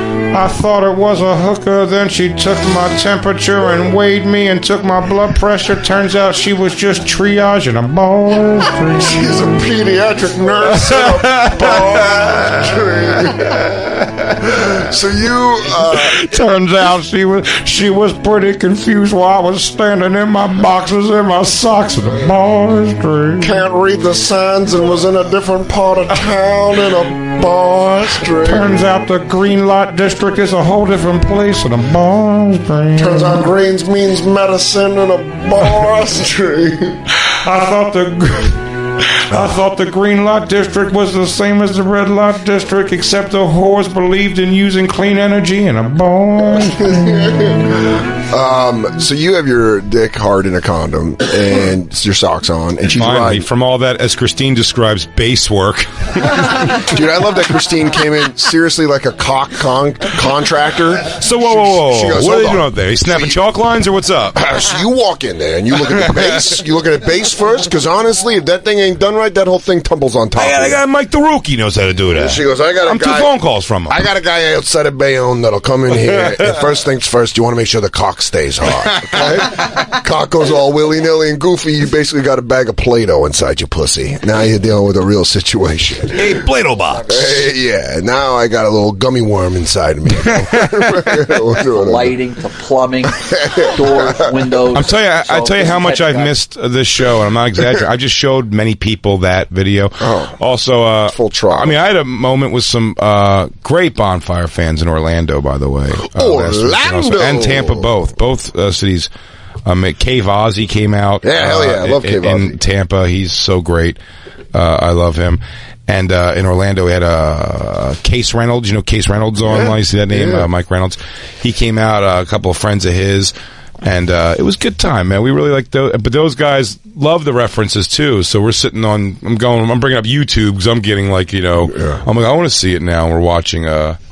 because someone in the group will be like, "You don't know the Good Morning Julia? Good Morning Julia. You don't know the Good Morning Julia video?" And then one guy just has to go, "No, I never saw that." And everyone goes, "Oh, come on!" And I'd bring up on my phone and we'd watch it. Oh yeah, oh yeah, oh yeah, oh yeah. I did everything. Jacob will not stop quizzing me. I have 1,000 questions. Well, I know he does. I Fucking want to let him hear launch. him. Yeah, go, dude. Well, Go, Scarnet. There's two things I want to... Two off the bat. So your friend Amanda... Do you have her number? What does she do? Does she say, "All right, I guess I'll just wait here at the bar for you"? And then what's the reunion like afterward? And if I may, I'll tell you. What is the personality of the hooker? She said, "Lou, you look 2 teaspoons lighter." She goes, "Someone's walking." She goes, "Someone's walking on sunshine." She goes, "Yeah, you got a little mud out of your system, huh?" Oh my, hey, Twinkle Toes. She goes, "Did you dance your way to that place or just back?" She goes, "Well, look at this snake without his venom." She goes, "Probably won't be hissing at me, will ya?" She goes, "Take a rattler off a rattler. He ain't nothing but a garden snake." Just a big old scary garden snake, all. That's all you are. By the way, I know exactly what Amanda said to him because Amanda told me what she said to him. She said, she walked back and I went, Lou, you're so red. Yes. That's exactly what she said. You walked back and she said, you're so red? Well, I was red from embarrassment because I was walking down the street. Of course. Because as soon as I walk out of the place, it's daylight. It's daylight, and real girls, real beautiful girls walking down the street are looking at me, so my face gets even red because it's already red from the lack of cum left over. This is why you go at night, first of all. And also, by the way, everything you're describing, and this is for the women out there, again, that can never be stressed enough through comedy and movies and everything. Lou is walking out of that door thinking very differently about many topics in the world than he was walking in. Yeah. So I'm saying, let alone the most paramount to the idea of like, I'm sorry, you're going to say walking in you the feeling. No, but I'm saying you're just incensed. It goes back to your bit that you used to have about full balls, Right, empty yeah. balls. He's like, you walk in with full balls, and you're like, I'm going to fuck all night, I'm going to come like a geyser, and all I want to do, I'll rip through a dude to get through her. This chick actually probably thinks, I mean, I'm probably pretty hot for what she normally has coming in here. I'll fucking shit. You might want to probably fucking schedule some hip surgery because I'm about to blow the shit out. And then you come and you leave and you're like, I'm just a scared little boy and I'm sad and I want a blanket and I want to be held. Hey, what do you call magnums in this country? Yeah. Magnums? Magnums? Yeah, those. She goes, oh, you really? And you go, yeah. Why don't we get some oils involved and stuff? And then you come and you go, oh, I want sweatpants and Nintendo. There was 3 pumps of Lou's dick that his thought process changed at one point from him going like, I wonder if she'll hang out later for real, for free. Yes. And then when it's over, you go. When it's over, you're like, I gotta get out of here. Then you go outside and you're like, I'm the piece of shit I'm supposed to be laughing at. Yeah. I've been there a million times. Yeah. You're like, look at me, look at me, the guy that I laugh at. Look who's that asshole right now. Seedy Lou. What's wrong with you son of a bitch? So you walk back red to the bar and Amanda's there. Yeah, red because I just came and also from embarrassment. And she's just like, I can't believe you did that. And I told her about it and she started laughing hysterically. So she's eventually cool with it. By the way, she was cracking jokes. By the time Fartbox and I got there at night, she was laughing and joking around about it. She goes, oh, Lou fell in love. And then Lou, so what, let's... Wait, Lou, she just waited outside for you? It didn't take long. What was the hooker's personality like? Was she very... Oh, Unit? She, well, she grew up out in windmill country. So Was she mean? Well, she is Was the she heir cold? to the heir to a cuckoo clock factory. Yeah, they said her bloodline comes from a combative tribe. So she was aggressive. And also... She was very nice to me, Jacob. It was very mechanical, but she was... So you said that she never touched you. Yeah, but without the condom did all the work. I mean, she used it to touch everything. I could touch her, and yeah, I didn't really feel her vagina with my your hands. How about your hands? With my porking. No. How about her butthole with your hands? No, I'm not that kind of boy. Butt Grab her cheeks? boobs? Yeah. You grab her boobs and her butt while she's blowing you, but then she takes over. That's weird. It's like, I feel like it's too clinical now. Yeah. She goes, yeah, that's not good. Sexy like it should be, Jack. Yeah, I want to make it. Is it sexy, Jack? Do you want me to do it again? I can do it again. It is not a sexy event, I'd say, overall. It's not the way you look at it. At one point, I felt bad for me and her, but then when I finally jizzed, when I came banging her doggy style, she goes, welcome to Amsterdam. Great signing off That's line. really fucking funny. Great mic drop. I mean, and you give her, if you like fucking, and then you give her a penny and she swallows it and then queefs out like it's pressed with like. She goes, and the date's on there. She goes, the actual date. Yeah. This is June 12th, 2018. Yeah, my pussy made the coin for you. And she goes, funny thing, I was stolen as a child, and they put the machinery in me. So when you come, it's actually like your quarter, and then I take it and I print the euro outside of my pussy. Queef. Oh, and then actually, when I walked by at the end, when I walked past, Amanda wanted to see. My friend wanted to see what she looked like. Who did you pork? Well, what's her name? What's the name you gave her? Oh, her name is Alice. Her name is the Alice. The name she gave me. But then when I walked past, after with my red face, I walked on by, and she didn't even recognize me and didn't wave at me in the window. You waved at her and she didn't wave back? I did one of those twinkly things like, hey, move my fingers like this, hey. And she didn't even acknowledge my existence. Can I tell you this? Bitch. When I showed up at night, Lou was still banged up about it. He was like, and then she looked at me like she didn't even fucking know me. This meant nothing to you. And I'll tell you this, it was the most heartwarming thing Lou's ever said to me, because I was like, oh, Lou, I love you. And he was like, no, just like walk by in the house, just acts like she doesn't even know me. Like, she's a whore. Watch your mouth.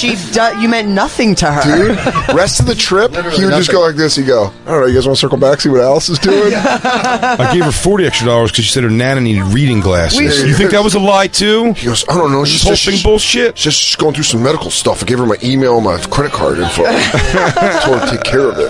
Told her I'd always take care of her. I dropped her off some guy named Brad's house. He seemed like he was more her age and made more sense. Was she young, old? I was thinking about that today. She must have been about 25. Nice. Yeah. Fake titties? No, they were real, but she has a lot of miles on her. She's a local girl. She's Dutch. She had a lot of miles on her. I mean, she was more like a stripper in The Sopranos. What's interesting, man, is those. Did it look like her pussy had like carpet burn, like those things, where it's like almost like red patches on it? Or did it look like a jumping Betty went off inside of it and blew the lips out? I never actually saw it. You go, oh no, did you catch a landmine under your puss?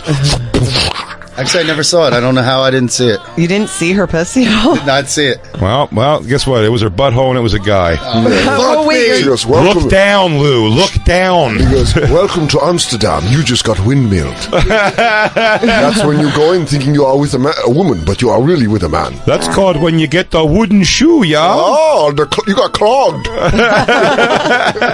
Wait, so you're not allowed to touch her freely, but there's a window. Christine, just take the application. You don't have to go to the interview. No, I'm asking. Hiring. She goes, hypothetically, what's the brakes like? She goes, how much spit do you think you'd have to conjure up to really get one of these guys off in 15 minutes? She goes, what do they work, 12 hours? 6-hour shifts? She goes, is it like Uber? You clock on when you want to go in? He goes, I already have general, but do you get vision insurance with this? Or vision and mental health? Oh, all right, that's not so bad.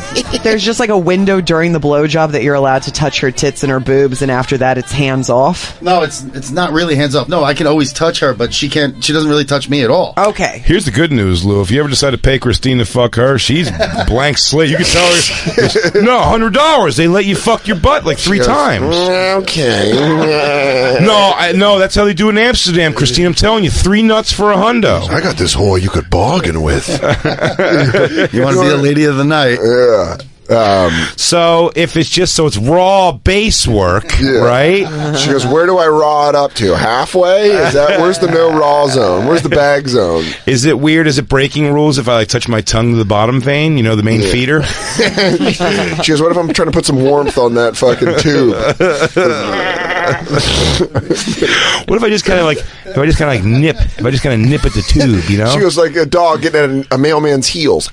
Yeah, I've been doing a lot of reading lately. If I focus mainly on the vas deferens, you think the cum will come quicker? She goes, if I snap the dick back into the belly, you think it adds more blood to the head inside the condom? Lucifer, just one more question. Fucking Columbo of prostitution over here. One more question. There's one more thing. You say when the hooker was fucking you that you were forced into doggy style. Now, can the hooker force things onto you? Because it sounds like a little thing. Whore Columbo. One more question. You said when you came, it was inside of her. Did she just fish out the condom? Did you, yeah, Lou, I was going to say, did you, were you badass? After you were done, did you fucking do the thing where you flick the condom across the room? You go, hey, Ace. Hazmat suit. No, I didn't have to play fun. T-shirt gun. You go, oh, food fight. Hey, double dare. Yeah, think fast. See if you can find the flag in it. Yeah, he balls it up. He goes, snowball fight. And she goes, no. And he goes, nah, I rolled it up. It comes all inside. I'll see you later, honey. She goes, no, you left it in. It leaked all over my floor. She gets a standardized industrial mop. Did I want the video of Lou? It's like a Spike Lee movie where it's like he's moving down the street as soon as he walks out of the prostitute store. But you could tell he's not walking. It's like he's on a dolly of some way moving. And the world's going by and every girl's going by and going like, ew, what did he just do? It's just Lou having that feeling of just like, oh, because your dick's still sort of sticky, right? Yeah. You don't get a real good cleanup, right? No, Alice was pretty on top of the game. She was good. She seems like A it. hot towel. Yeah, it's going to be something like that, right? It's like a hot towel, and then she he's like an all-purpose cleaner on his shaft and shit. She does it. She does it the way that they clean off fucking street meat grills. She sprays it. She sprays it like a cheesesteak grill. Like a cheesesteak grill's great. Get a nice wire grill brush in there. She goes, ready for the next one? It's me. I'm like, high five. Get in there. Let's take our last break. Shit, man, this day's flying by, and we'll come back and we got a present from Keith. Hell yeah, we'll take a look. The Sons of Gary. We'll wrap up our first day back together again, everybody. Right here. What's our show called? It's called The Bonfire. Okay.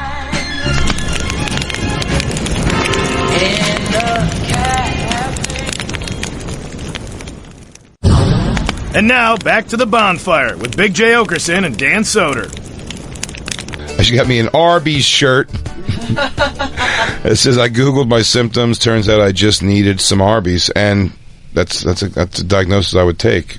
I don't know how I could possibly wear this anywhere to be taken seriously, but I will take the sleeves off this thing. Fuck yeah. And rock hard with it. You know what? I might take my maybe sleeves even off. a Skankfest basketball tournament. Can I tell you what I'll do? She sent a note that says, Laser, I saw her. I know how much you like to dress like a 12-year-old, so I got you this Rick and Morty shirt.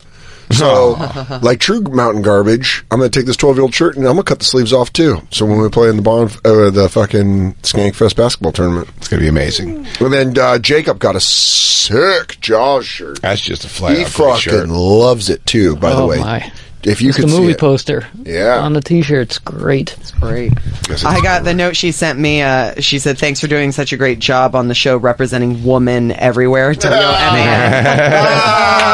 Yeah, great job. Yeah, I love that. Black Lou, what shirt did you get? She got Lou the AIDS cocktail. Yeah, she goes, there you go. After your fucking professional. Oh, Black Panther, nice. Dude. I love the Lou. You got to read the note she sent you because it's hilarious. Yeah, she said, if I give you $20, will you go see Black Panther with me? I'm an overweight white chick. Does that sweeten the deal at all? Well, yeah, I was going to say, well, does it? Which reference, obviously, too, if you recall, there was a person asking for a black person to go see Black Panther with him on Craigslist, right? On Craigslist. And Lou Witzke got a sweet Nirvana shirt. Yeah, it's so beautiful. He's so happy because today he fucked a whore and had prostitute, wooden sandals. His head on a pillow made of concrete. Now you got to see DJ. Oh, what let's do Keith's thing first because I want to say because we get this because you got Lou in his element out there. By the way, I'll explain what really happened. Please. So you want to do the reveal, Black Lou? Black Lou, why don't you do the reveal of it? Are you aware of it, Dan? I saw a little bit of it, dude. Okay, but this is fucking awesome, man. Keith Carmelo, unbelievable tattoo artist, unbelievable artist, made the Sons of Gary shirt that a lot of people bought on the Facebook group. So he sent us he said he commissioned a custom. You want to show it? Pull it. Custom cutout artist Adam Hanksky work, Burns 353. Look at that, dude. Wow, man. Isn't that awesome? Oh, that's like a club, like a door on a clubhouse. Yeah, hell yeah. To recreate the Sons of Gary artwork is a gorgeous 3D wall hanging for the studio. It spins or something too, right? It just pops out like that. So you sure? Yeah, I don't think it does. I think it does. It doesn't. No? Okay. No. But we're going to put it up in the office. And Keith, it's fucking awesome, dude. It's amazing. He sent some lapel pens, too. Some pins. Some Sons of Gary pins. So we're going to have that. Keith Carmelo. Unbelievable, dude. Thanks so much. Keith, thank you so much, man. That's really amazing. Oh, that's got to go up in the office, Jacob. Dude, absolutely. It's fucking so cool. And I got to send, I would love to, I'll figure out information to send all these guys Bonfire shirts. Oh, I swear to God. Because they're not for sale, but I can send them out. So I'm going to send out some Bonfire. So here's what I'm going to do, guys. I'm going to go and I'm going to work the base of every dick of every camper I can find. guess what? I'm going to put a rubber on you. I'm going to get your heart in there, and then we'll finish without touching. I'm going to put a condom on with my mouth, and no touching. And don't touch. You can touch me, kind of, during a blowjob for 5 minutes. Don't touch my butthole. Leave weird. So we hang out after we hang out with DJ Lou. The day of the Pearl Jam concert comes up, and Lou saw them the night before. So I meet up with Lou after the first night of Pearl Jam. Friend is still there.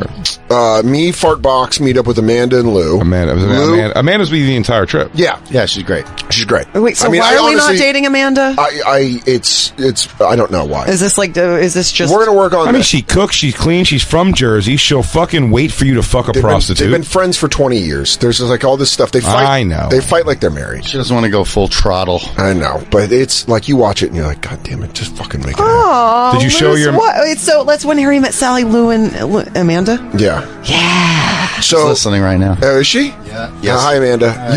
Amanda's a fucking. Hey, we had a lot of Amanda. fun hanging out, man. She's like a really fucking cool girl. And we just had a great time. So we meet up after the first Pearl Jam show, and I tell Fujak, I'm like, hey, Fartbox, he might be coming in hot because it's a Pearl Jam show. He might be stewed up, and we're at a different Bulldog. We're at a different Bulldog coffee shop, and we're smoking, and he comes in, and Lou's like, nah, man, I took drugs tonight. And he was so laser focused. He just came in, and he's like, what's up, man? And I was like, man, I thought you were going to be stewed out. And he was fucking right there. I mean, just me and him had a long conversation while Amanda and Fartbox talked, and we just got high, and then went I've been analyzing dreams all day, man. Dude, seriously. Wait, came in what with that. drugs? I think what'd you take, Molly? Yeah. Yeah, he took Molly, and then he had some found a beers. guy. Yeah. So he was fine. Yeah, I was super focused. So the next day, Fartbox and I wake up a little late, and I look up truffle shops because that's how you buy mushrooms in Amsterdam. You can't just go to a mushroom shop. You have to go to Truffles. That's what they're called. And we walk in, and there's this little Dutch guy behind the counter, and I was like, hey man, we're just here to buy some truffles. And he's like, how much do you want? And I was like, let me get like a gram and a half. He goes, we sell them in 10-gram increments. And I'm like, okay. He was kind of shitty, which is weird. The worst energy to have when you're buying fucking mushrooms off someone. You're like, I guess I'll take the 10 then, man. I go, is it freezing and I'm sweating? I go, are you trying to kill me or what's up? So I tell him, and he's like, do not drink alcohol. Do not drink alcohol when you're on this. I'm like, yeah, I don't drink alcohol, so I'm fine. I go, I'm just going to probably smoke some joints. He goes, do not smoke no illicit drugs when you're on these. Just take these on an empty stomach. And he's very, like, adamant about that. And I'm like, well, we're probably going to split the dose because I don't want to get fucking too fucked up. And we got... He's like, no! He gets angry each time. Dude, every time he got angry. Every time he was like, no, if you split it, you will not feel it. And I'm like, well, I don't know. And he's like, have you done mushrooms before? I'm like, yeah, a lot. And I smoke weed all the time when I do it. And he's like, no, not on these. Not on these truffles. And I was like, so I kept doing an impression of him making fun of me to his coworkers where he's like, I tell him, I say, do not take the mushrooms. He goes, I smoke weed all the time on mushrooms. I know a thing or two about a thing or two. He comes and says this to me. Yeah, he goes, I tell him, I say, you need to be careful with these. These are very powerful. He says, I'm from America. Look out, cowboy. This is my friend Fartbox. I am on a cellular phone. I am going to have sex with a hooker on butcher paper. Oh, look at me. I like missiles. I'm American. So we buy this. We buy 2 doses. We buy it's like a 10-gram dose of some pretty... He's saying 10 grams is one dose? Because a normal dose is 3.5. Yeah, and that's a normal dose is 3.5. Raggle. I tell him, I say, do not use the illicit drugs. And he says to me, I'm an American man. Howdy doody, cowboy. Then an American woman came in, and she says, what, do you want me to lick the base of the thing with no condom on it? She goes, where did I get these hairy balls off on my chop? I say, you are clearly have never been to Amsterdam. Amsterdam's fun. And she says, all like, yes. Do I put it? She goes, do I put the dick in my mouth? I go, are you doing a bad French impression? She says to me, is it weird that I don't miss the taste? So we buy the mushrooms. We meet up with Lou and Amanda. Find this like fucking like club. What would you call it? Like it was called the Ziggo Dome, where we saw Pearl Jam, and right next to it was Club Ziggo. Club Ziggo. So he's like, meet us there. There's no one here. There's like a packed bar next door. There's no one at this fucking place. So we buy. You have to pay with drinks and tokens, which, trust me, it comes up later in the story because you need tokens to fucking get drinks. So, Fartbox, Lou, and Amanda are all having beers. I have a non-alcoholic Heineken. Have a good time. Eat the mushrooms. And Fartbox takes a third of it. I take 2/3 of it. I give the other dosage to Amanda and Lou. We open it up. Amanda has a little bit. Lou has a little bit. Is it grotesque, by the way? Is it just like mushrooms at Dude, home? Most disgusting shit. By the way, I eat mushrooms a lot in America. It was worse tasting somehow with the chocolate. So I give Fartbox a third of it, and I eat a majority of it. And then we're walking out. I'm like, fuck it, let me just cash it. So I eat the rest of it. We get in line. We get in. We get into the fucking Ziggo Dome. We get in front of the sound booth, and dude, shit starts kicking in. Where the first person that said something was Amanda, where she goes, "Hey, I'm really feeling this, and I only had a little bit. How much are you feeling?" And at the time, I'm like, I'm fucking shooting through the roof, dude. I'm like, oh! And Fujak's like, dude, I'm feeling fucking kind of wavy right now. And the show hasn't started, but it's like people are starting to pack in. A wavy here. That's what he said. And I was like, are you cool? You all right? And he's like, yeah. I go, do you want to take a walk and get a water? Because I have a fake beer. So we all got beers, and we went in, and I had like a non-alcoholic beer. And I'm standing there, and I'm like, I could use a glass of water. Like, I really want some water right now. And Fartbox is like, let's go grab waters. So we go out, we get a water. He's like, I'm going to go into the smoking room. And I think DJ Lou will agree with me on this. The smoking room was one of the most terrifying rooms I've been in, not on mushrooms. It's all metal. The walls are metal, the ceilings are metal, and all the fucking lights are in the corner, and they're all spotlights. So you walk in, and it's the sound of metal, where you're like, not this awesome metal, but tinny metal. Interrogation room. Yeah, dude. You walk in, and I'm like, I don't feel comfortable in here at all. And I'm fucking firing. I go, I gotta go back. Ground control to Danny Sodes. Oh, God, they're kicking in. So I walk back into the arena.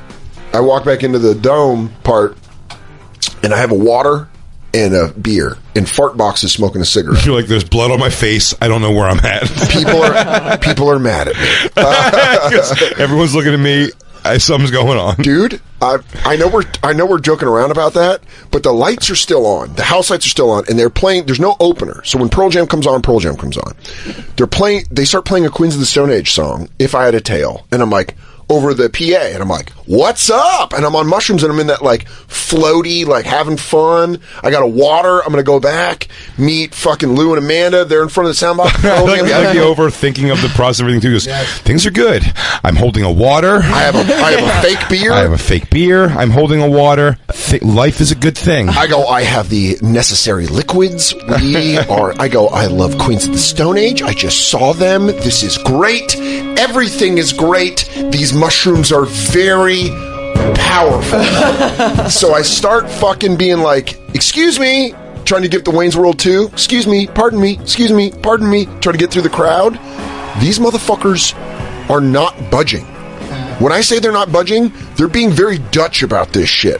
They're just standing there, and I'm like, excuse me, all right. And I'm like trying to get around. I'm like, excuse me, and I'm on fucking mushrooms, man. So I'm like, are these people mad? And people keep being like, are we going to find out in this story that you were arguing with statues in a museum? You were so fucking waxed out.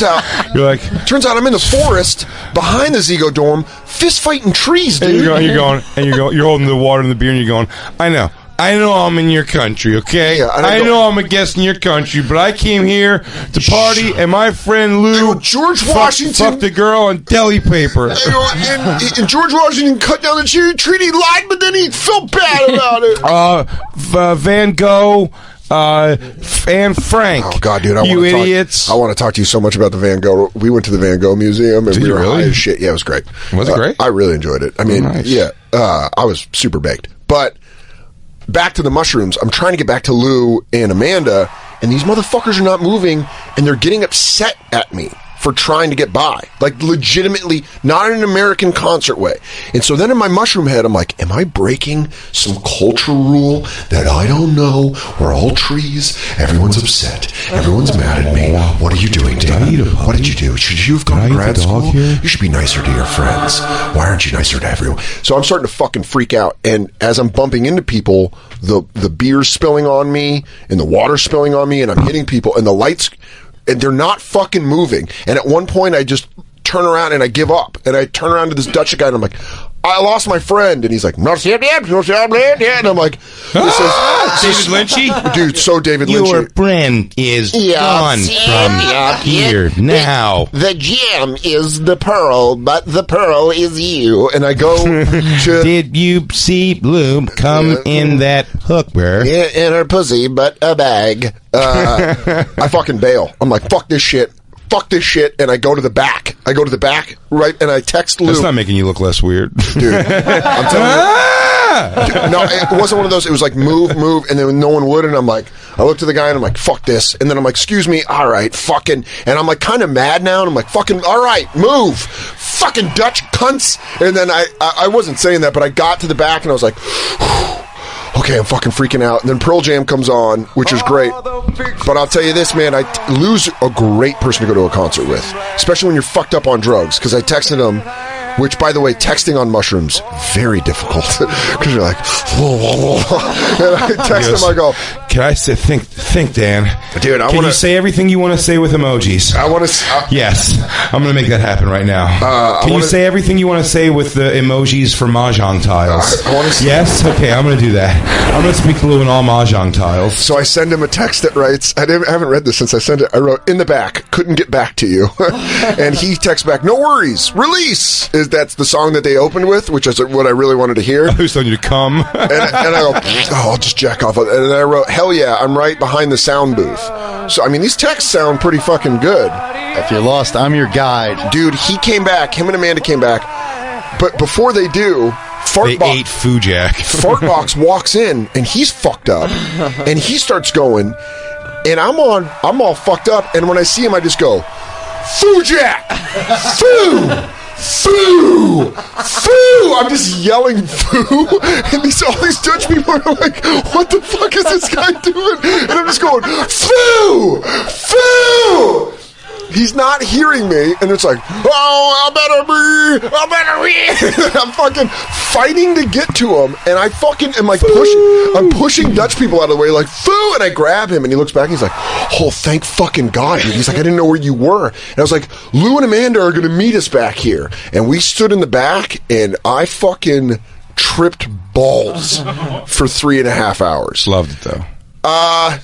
Parts I didn't. There was parts where I was like, I get it, yeah. Because that's what Foo said. Foo was like, Foo only ate a third, and he's like, dude, I'm fucking high up here. And I'm like, oh, wherever you are, I'm twice as much. Dan's over there fucking like doing fucking lick his own pinky. He's doing lickimades to get the rest of it out. Yeah, dude. It was me and Christine, since the show last week, we redid to try if we can do actual Molly instead of meth and speed, which we did the first time. We figured out it was most definitely just speed last time. Yeah, this was very different. And that first wave, I've never had that first wave that hit me was very nerve-wracking. I went out, it's hilarious because the first wave hits me, it was very the only thing that saved me was that Shannon on SDR show. Yeah, Shannon, for her first time ever trying it too. And it hit her really hard too, and she was nervous, and I was at least. If it makes sense, I already had calm my nerves because I see how nervous she is. I go, oh, so she's feeling it too. So I explained that to her. I go, Shannon, I'm feeling it too, so calm down because we're all going to be fine. So what made me feel good was when Amanda kept going, I know I'm fucked up right now. Where are you at? And I'm like, thank you, because I'm up there. So we're cool. He's like, I'm living in your ear. No, but I was like, there were moments where Lou and Fujak had a moment where Fujak, when he started finally coming down, Lou goes, the jam got you, didn't it? And because Fujak, what song was it? Black, that he got super into, and he was like, dude, this is unbelievable. Fujak was like, this is unbelievable. He's like, I'm not a big Pearl Jam fan, and I'm in it right now. Yeah. And then I got into it, State of Love and Trust. When they started playing State of Love and Trust, I was like, oh, we're in the good part now. And I was like, I'm loving this. And then it was... That was the night that they formed the power duo, Lou Jack. We had, when it started hitting me on Monday, they were on air, and I went outside on the balcony and I threw on Lord Huron. Oh, and I immediately started texting you, and then Jay came out, he's like, who are you texting? I was like, I'm just going to go ahead and delete the whole thing, man. No, Christine was great. Christine really does, though. It actually makes me, I gotta say, sort of nervous. She was fine. We had a very good time, actually, on it. But like Christine, like, which is what you're supposed to do, actually. When she goes for it, it's probably why I don't like mushrooms. She does, or she turns into the skid like completely. That's what I did. She leans into it, so it's like she's doing the thing. It makes me nervous, though. I need her to like acknowledge to me at points. I need her to keep coming back and going like, Christine, like, just you're talking like this because of Molly, right? Because like, I'm all consumed by love and happiness. I'm like, well, I need her to say like, I'm like, you understand, like, you sound like you tomorrow would hear this and realize you sound like silly, right? And for some reason, I need to kill the buzz like that because that's what I was going to say. Ari is the opposite of that. Yeah, like when you do drugs with Ari goes, now go into it. Yeah, like, go fucking into it. I know Put Christine. I'd see Christine outside, and she'd be like, and she was like shaking like this, and she'd be like, Jay, I just want to tell you. Because something I thought about earlier, and I didn't tell you earlier, and I feel like I should just have been honest and told. And it's nothing that was like bad. It was just like I forget even what it was. It was like just something like it bothered me very much. You did the thing, and I love you, and it's just important for me. It's drug talk. Yeah, and I go. Okay, I hear you. I go, but like you, because drug babble. I go, I just need to acknowledge. I go, but you realize you're being weird. And so every once in a while, you have to, poor Christine, would have to go. She goes, I just think she'd be talking to one of the interns. I think you're beautiful and talented, and I would love to work with you more. And it's just things. I think I'm very proud of you, and I think you've done great. And I go, Christine, and she goes, and I know. It's Molly. I know it's Molly. And I just think let me tell you something right now. Give it to me, or else I'd be like, I'm pulling you out. I'm going to pull you out like Dreamscape. Well, Jay also wants to babysit, but I feel like I'm also like more well versed in drugs than him. Yeah. So I'm like, oh no, I know that I'm fucked up. I think he thinks I don't, but I do acknowledge I'm never like, what do you? It's not like when I drink, because when I drink, I'm the biggest queen of I'm not drunk. Yeah. If I'm on mushrooms or Molly, I'm like, oh no, I'm fucked up. And so the great part. But go ahead. But that's not true at all. But I was going to say the great part was like I accidentally did that to Fujak because I was like, "Are you feeling all right?" And he's like, "Yeah, man." And I'm like, "All right, cool." And I was asking that because I was like fucking flying up there. And then he went. At one point, I went, "Am I feeling all right?" And he's like, "I need to know if I'm feeling all right." And I'm like, okay, so we're good because we're fucking flying. And then we got back to the room and I was just fucking ripping joints. And he's like, dude, are you still? And I'm like, I took twice as much as you. Yeah, I'm still up there. I'm still fucking flying. So you have to explain that to people. The tiles look amazing. I haven't felt my heartbeat in a while. We were trying to take the train. We were trying to decide what to do after the concert.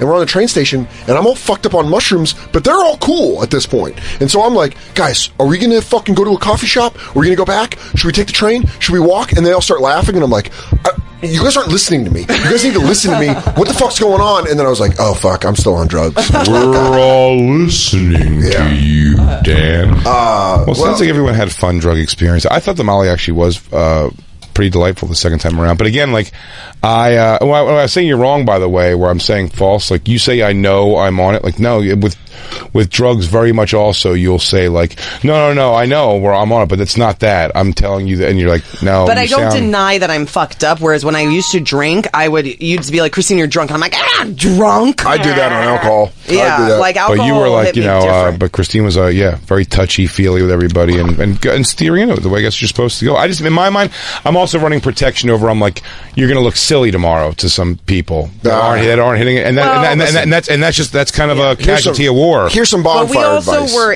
We were in a very small group. I even left there. I was like, thanks for giving me a space to be vulnerable, and guys, bye. Yeah. Like, it was a really small group of people that we're like connected to, so it was okay. Here's some drug advice. If you do drugs that make you chatter, do it around people you're comfortable and you won't feel stupid around the next day. Yeah. You can just babble. You can babble. And it kind of was that. The grouping was that. Yeah, we just did 8 extra minutes of drug chatter. You're welcome. We're on drugs, so we're welcome. Also, check out the Best of the Bonfire. It's been airing on Fridays, but it's not even the Best of the Bonfire. This is pretty awesome. We're putting out a podcast. Well, this show is a radio show, but you can download it as a podcast. Download and subscribe on Apple Podcasts, wherever you can download podcasts for free. It's Best of Bonfire. It's the Bonfire. It's our way to fucking get. It's the best of the week. It's basically what comes out on Fridays here, right? Yep. We play on Fridays. That will be available as a podcast, available for download. So go download it now and then subscribe and fucking leave comments. You know how to do that shit with podcasts. And of course, follow us at the Bonfire SXM on Twitter, Instagram, Facebook. See Dan Soder, Punchline San Francisco this month. Also coming home to the Denver Comedy Works. BigJComedy.com for all upcoming tour dates. Obviously, Point Pleasant, New Jersey, Uncle Vinny's, and some other ones listed up there. Some other fun stuff. Yeah, got a busy second half of the year. We're back all week, baby. We love you, baby. We love you, baby. Put down the paper. I'm about to fuck ya. Mwah. Ciao, baby.